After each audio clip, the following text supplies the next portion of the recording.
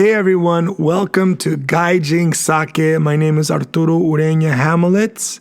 I'm a long-term immigrant in Japan, moved here in 1999, married, kids, business, trying entrepreneurial projects, and a million other things. I'm just going to jump right into it because this is the first episode of this podcast, so I'm not sure how it's going to go, but I hope you guys enjoy it as much as I enjoy talking about Japan, my adopted home country. Japan, for me, is a life unexpected. I was sitting with my Japanese wife the other day at a Starbucks, and I was just thinking about really how fast time flies. It's like 1 minute to the next, and it's 25 years. Actually, I'm going on my 26th year here in Japan.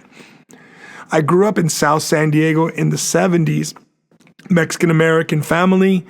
My mother moved to the United States, and in our house, we never even spoke English so much as I did when I was at school. I never thought I would leave San Diego, much less move to Tokyo, Japan, and spend most of my adult life here. I remember arriving in Tokyo during the rainy season in 1999. And guys, it was surreal, hot, humid, and completely foreign. I couldn't even say hello or thank you. I had no sense of one or two words in Japanese. Looking back, my time in Japan has transformed my identity and worldview. Who I am today is a product of my adult life and the time I've spent here in Japan. So what I'm going to do is I'm going to take you on a journey so that you guys can learn the ins and outs of Japan through my eyes. Did I mention that I also went to Waseda University and have a strong background in contemporary Japanese culture? That's going to come into play a lot of times, but I'm going to keep this really informal and fun because I don't want this to be overheated, stressed, or, one of those podcasts where people are just bashing. I'm not going to bash. I'm going to say the good, the bad, and the ugly because after 25 years, I've come to terms that I'm not Japanese. I'm a Gaijin. That doesn't mean bad necessarily. What it means is even for Japanese people to be Japanese, there's so much social pressure that I'm a foreigner living in Japan. But through these podcasts, I hope to share with you how I feel I became part of Japan, although I can never be Japanese. And I'll explain that more and more through different podcasts. And I think you guys will get a kick out of how humorous it can be to live here as a foreigner in Japan for so many years. People will often ask me when I first came to Japan, why did you come to Japan? And the truth is, I actually never really planned to come to Japan. I ended up here because I'd actually spent a couple of years in South Korea, and I had a great time. I really loved the culture. There was a lot of stress at the time in my life and also economically in Korea. So there was still a lot of animosity and social unrest. I'll actually probably flip back and forth some of those experiences to share with you so you guys can see how that kind of also helped to form my worldview and how I do things and how I see things. So, 26 years later, Japan isn't just where I live. Japan is my home. I always say in Japanese, 私は日本人じゃないけど日本のもの, which roughly translates to say, I'm not Japanese, but I belong to Japan. It's interesting because I don't care if someone ever tells you, guys, if someone ever tells you they fit in, they're accepted by Japanese, guys, there's different levels of acceptance. You will never be Japanese coming here. You can, though, be an immigrant who moved to Japan and become part of Japanese society, even though you will never be Japanese. And I'll explain that as we go through this podcast so that you guys can really get a better understanding of what it's like. I think first I need to give you a little bit of background. This is not to confuse people with what I do, but I came to Capoeira to teach Afro-Brazilian culture and capoeira, which is a Brazilian martial art. In 1999, I completed all my master's coursework in a Latin American Studies degree at San Diego State. Heavy focus, cultural anthropology. 2011, I earned my master's in international relations here from Waseda University, one of their top universities. Just think about it as an Ivy League school in Japan. And my focus was cultural adaptation and how traditions evolve in Japan in comparison to globalization of culture and importing foreign culture.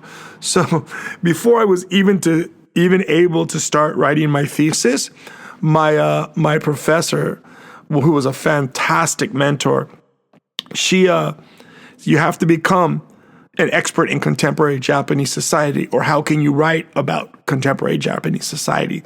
So a couple of years, I really read a lot, and she really put a lot of positive pressure on me. And I'm going to give her a big shout out. Dr. Roberts, you were a fantastic teacher. You're an icon. And I'm glad that you finally retired because you deserve it. I loved your class and all the times that we had a chance to talk. After that, after being in Japan for 25 years, I want to tell you guys a little bit about when I first came to Japan. I was only going to stay here for a year or two. But as fate would have it, I met my beautiful wife and everything changed. In 2003, we opened Tokyo's first full-time capoeira academy. Today, we're running a thriving school with about 80 kids, and it constantly gives me a chance to have deep insights and see how it's almost like I'm doing a research paper every day, every time I talk to people at this level in Japan. Lots of moms, lots of dads, lots of kids, and I've also seen a lot of kids grow over the last 25 years. So let me share a little bit with you what the reality of being a foreigner in Japan is. Like I said, when I first came to Japan, people would tell me, well, when are you leaving Japan? And this question is actually incredibly shaped by Japanese cultural norms and values. Japan does not naturally integrate outsiders. And let me explain this. Long-term foreigners are often seen as temporary guests. When we come here, we have this concept, for example, being American, whether it's true or not, we have a concept of like Ellis Island. My grandfather and grandmother came from Poland, and they came through Ellis Island. My mom immigrated from Mexico. So America has this concept of immigration. Japan doesn't.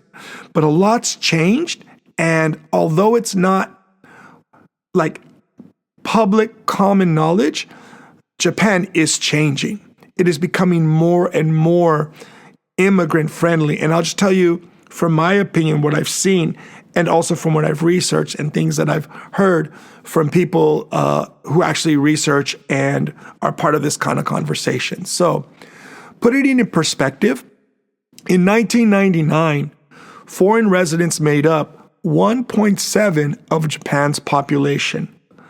Yeah, 1.7. But be careful. Most of those are Chinese, second, third generation Chinese, Korean, and generally Asian backgrounds, okay? So Japan has a very unique population understanding, okay? If you come and you have any Japanese blood in you, you can, up to the third generation, you can apply for a Japanese descent visa. That's how a lot of the Brazilians and Peruvians and a lot of people came, because they had access to that. But as I was saying, 1.7% of Japan's population, most of it would be, I would say 80% of it would be of Asian descent. So Chinese, Korean, now we have a lot of Vietnamese, Thai, Filipino, and more. So to see someone who was actually like Caucasian or African was very rare. I remember walking through the streets of Shibuya, the very famous, a lot of people know it as Scramble Crossing. There's a very famous building called Ichimaru-kyu. It's 109, and I used to do capoeira games out there when they closed the roads on Sundays. But the important thing was that we would walk by, and there was a couple of other teachers who were teaching English at the time that were friends of mine. But it was really, guys, it was surreal compared to now. When you would walk through Shibuya, if you saw another Caucasian or another person who was African American or non-Asian walking in Shibuya, I'd spend my whole weekend there for like the first year and a half when I was here, and I almost never ran into someone I didn't know. It was that few people of non-Asian descent working regularly in Shibuya. For example, you go to the local hub or whatever, that's where we used to hang out, and it's kind of like the foreigners bar, and it was always foreigners. And it was the same foreigners every weekend, and when you walk around, it's the same people walking around. Today, 2023, the numbers increased to 2.7, but still, Japan lags behind other countries when it comes to immigration. But this is where we need to be very careful. This is my opinion. Japan, in contrast to the United States is a country that has a culture of immigration, but it's not united. While Japan has a culture doesn't have a culture of immigration, but it works for immigrants to come here. If you know how to follow the Japanese system and you move to Japan, you can survive. So more and more, I'm seeing people at different levels, long-term living in Japan. When at first it was just, a few years, and that's why Japanese would always ask me, when are you leaving Japan? The reason was because they would say, foreigners come and foreigners leave. They don't have it in their mentality that Japan is a country for foreigners to come and immigrate to and live here forever, long term. Personally, I'm going to be here till the day I die. I've made my life here. This is where I am. I don't see myself moving outside of Japan. I see myself here with my family because here's everything that's important to me. But I've also realized how me being an immigrant in Japan affects me mentally, professionally, socially, and very importantly, psychologically. There's a lot of factors that affect long-term foreigners in Japan, and I'm going to be sharing a lot about that as we go through these podcasts. So, what do I want to share with you guys today? The most important thing I want to talk to you guys about today is why foreigners or Gaijin, I know some people think Gaijin is a bad word, but I don't consider it a bad word. Actually, now it gives me pride to be one because I know where I am and who I am in Japan and in Japanese society. So I'll use the word, but I don't mean it in a negative or derogatory way. The cultural challenges, and the concept of ie versus soto, or inside versus outside, is the most important cultural aspect I can think of in Japan on how Japanese deal with foreigners. But it's not just with foreigners, it's with each other. You're either inside and part of my close-knit, or you're outside. And I treat you completely different by Japanese culture because of that. So what's inside? Family, close friends, trusted coworkers. And I would add to that, these are things that are built over time. Japanese do not instantly say, oh, you're my friend.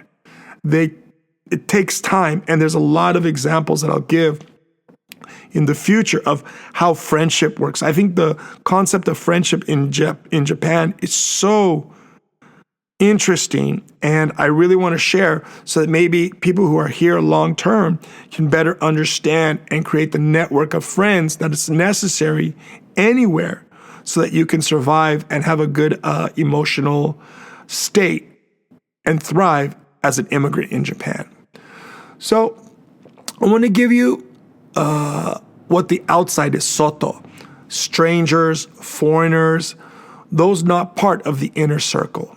People who don't logically belong. Now, because of the power and the strength and compression, Japanese culture is like the pressure you put on coal to make a diamond. It is so powerful, so intense, that the pressure creates a lot of stress on Japanese people themselves. And I'll explain this later. We're going to be talking about a lot of topics like why Japanese aren't having kids, Fritter, why that disappeared, the Me Too movement, why it didn't work here, suicide, everything, things that are important to mental health and social development. I'm going to be discussing a lot of times in these. And most of the time, I'm going to try to have a very light and friendly note. But sometimes things are very important and very serious.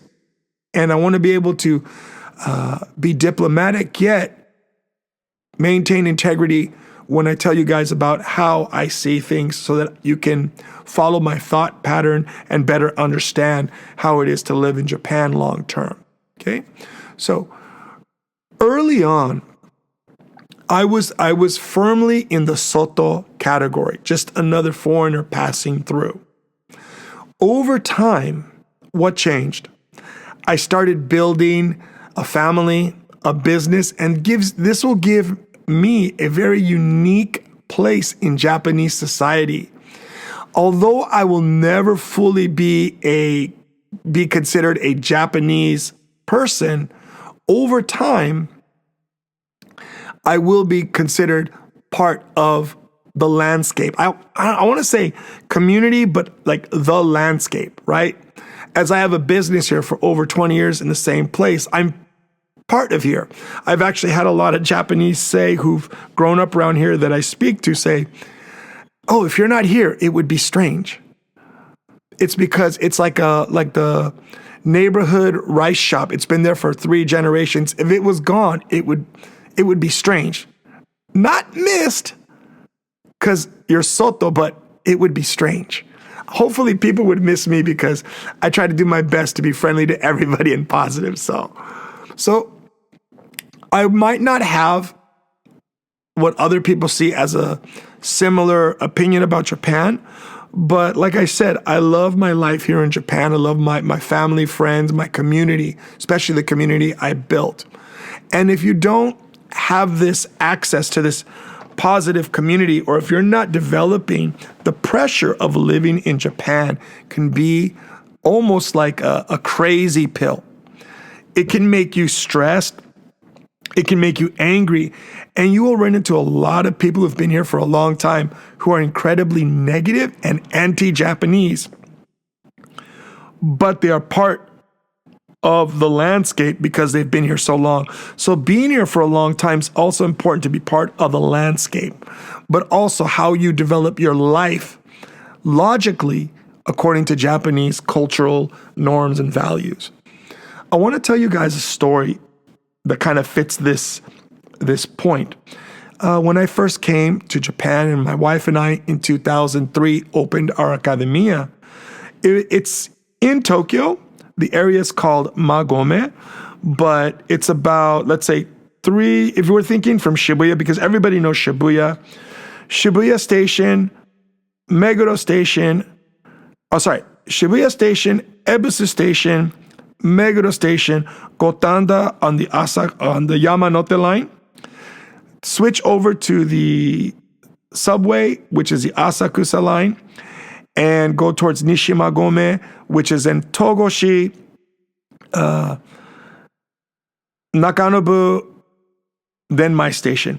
It's about I'm about 20 minutes from Shibuya Station by the Yamanote line and the Asakusa line. So I'm really center, but the interesting about Japan is that, especially Tokyo, is that you can move over a couple of blocks. And like right here, we call it Ashitamachi, which is like an older town. The area I'm in is very residential. It's nothing like Shibuya or Shinjuku. It's nothing like Meguro. It's nothing like Tokyo Station, even though we are still in the center of Tokyo. So there's a lot of little pockets of very traditional, very local Japanese neighborhoods.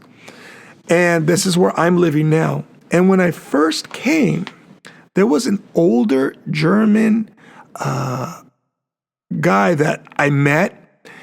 And I think he's been here probably since like maybe the late 60s to early 70s. And I want to talk about him because this will kind of give you an image of what it's like to be here for a long time and not being able to. He adapted, everyone adapts, but not being able to create the community that you need around you to be mentally stable and free of toxic behavior. So this guy, it's actually a very tragic story because I can understand how he went this route in Japan. He was probably around 65 when I first met him, 70 almost. And he taught German at I think one of the language schools. And he really struggled with loneliness, resentment, and what I want to say, cultural isolation.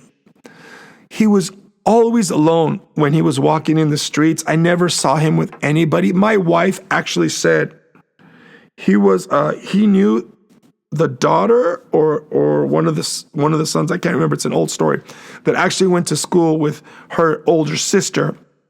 And like, I guess eventually the mother and father separated, and the separated person was this German older guy. And this gave him a lot of resentment. I don't know where the resentment came from, but I've realized I made a lot of people in the last 25 years who have a lot of resentment towards their lives in Japan, although they don't leave or can't leave. And it's because they've built no community around them, or they haven't built a positive community around them. I know people who've been here for 40 years and only still live in a toxic community that they've created themselves or in. I'm not saying good or bad. I'm saying I can see why this would create a lot of resentment and cultural isolation. Because if you're very negative here, Japanese already have to deal with a lot of negativity as being part of Japanese culture. They don't want to have to deal with it if you're a foreigner. So if you're a very negative person about Japan or behaving in Japan, Japanese people generally who are stable don't want to deal with you. I hope that makes sense, because I'm going to be going through a lot of stories and a lot of reflections on so many things that I've seen here, because I was always out and about. I've traveled everywhere in Japan. One of the perks of being one of the first people of capoeira in Japan, I was able to travel with the Ministry of Education's Brazilian performance team. We went to like every school. We went to like every festival. We were doing like 50 shows for the first 10 years, like 50 shows a year.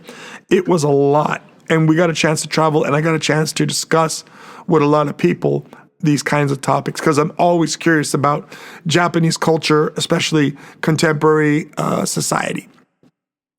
So, yeah, talking about this stuff really gets me going in a nostalgic way. So, how can I, bring this this episode to a close, because there's still so much I want to share. I think what I'll do for this first podcast, I'll give you guys what I'm going to continue talking about. I'm going to continue on this topic for the next podcast. So stay tuned because there's more stuff coming up. I'll be talking about living and working as a foreigner in Japanese society and why it's different than if you're an expat. It's different if you're military and you come here. It's different if you're in the embassy or something. If to live here is very different than if you come here, which is like an extended visa, because Japanese separate. If you're here as a tourist for like say a week, if you're here as a let's say 1 year college student, if you're here as a 2-year, 3-year college student, if you're here as an expat for a contract, Japanese still look at you as soto, outside. Because for them, there's no logic for them putting you in the inside because you're not. Because to be part of the inside in Japan, you have to be in Japan. But we'll get into that a lot more.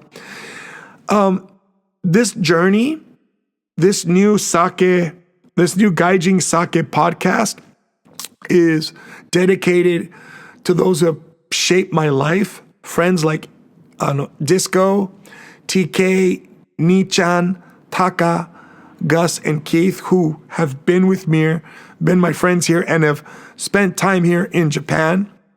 My wife, to whom I promised, give me a chance and I'll love you forever. Here I am, 25 years later, married. My 3 children, who are my greatest inspiration. Everything I do for them. Guys, Japan is complex, fascinating place. I hope my experiences offer a meaningful perspective on living, working, and being a foreigner or an immigrant here in Japan for over 25 years. Thank you for joining me today. If you're interested in what I'm doing, I've got a lot of information coming up. Check out the comment section. Don't forget to like, subscribe, share, hit the notification bell if you're listening to this on YouTube. And if you're listening to this and you want to contribute to this experience, I also have my Mesty Vibes podcast, and that's available also on my Patreon page. And if you're interested in supporting this new project, getting early access, a lot of behind the scenes, I'm also going to be making travel videos, sharing Japan from an insider's perspective. Okay, guys, have a fantastic night. Don't forget to comment, and I hope to see you guys in the next episode. ありがとうございました。これから一緒に頑張りましょう。Thank you so much, and let's do our best together. Guys, have a fantastic day.